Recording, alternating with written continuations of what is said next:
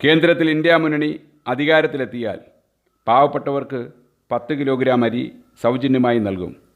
മല്ലികാർജുന ഖാർഗെ. കേന്ദ്രത്തിൽ ഇന്ത്യ മുന്നണി അധികാരത്തിലെത്തിയാൽ പാവപ്പെട്ടവർക്ക് എല്ലാ മാസവും 10 കിലോഗ്രാം റേഷൻ സൗജന്യമായി നൽകുമെന്ന് കോൺഗ്രസ്. AICC അധ്യക്ഷൻ മല്ലികാർജുൻ ഖാർഗെയാണ് പ്രഖ്യാപനം നടത്തിയത്. സമാജ്വാദി പാർട്ടി SP നേതാവ് അഖിലേഷ് യാദവിനൊപ്പം ലക്നൌവിൽ നടത്തിയ വാർത്താ സമ്മേളനത്തിലായിരുന്നു അദ്ദേഹത്തിൻ്റെ പ്രഖ്യാപനം.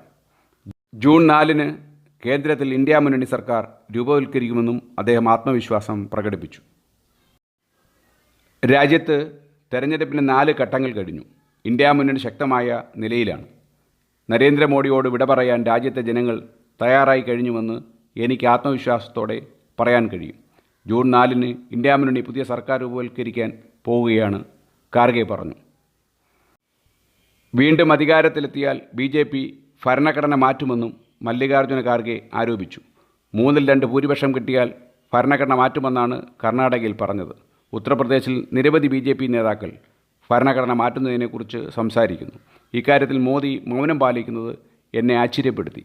56 ഇഞ്ച് നെഞ്ചളവിൻ്റെ കരുത്തിനെക്കുറിച്ച് വാചാലരാകുന്ന നിങ്ങൾ എന്തുകൊണ്ട് അവരെ പാർട്ടിയിൽ നിന്ന് പുറത്താക്കുന്നില്ല? കോൺഗ്രസ് അധ്യക്ഷൻ ചോദിച്ചു. ഉത്തർപ്രദേശിലെ 80-ൽ 79 സീറ്റിലും ഇന്ത്യ മുന്നണി വിജയിക്കുമെന്ന് SP നേതാവ് അഖിലേഷ് യാദവ് ആത്മവിശ്വാസം പ്രകടിപ്പിച്ചു. വോട്ടെണ്ണുന്ന ജൂൺ 4 മാധ്യമ സ്വാതന്ത്ര്യത്തിൻ്റെ ദിനമായിരിക്കും. അതിനുശേഷമുള്ള സുവർണ കാലഘട്ടത്തിൻ്റെ പേരിൽ മാധ്യമപ്രവർത്തകരെ അഭിനന്ദിക്കുന്നതായും അഖിലേഷ് യാദവ് പറഞ്ഞു.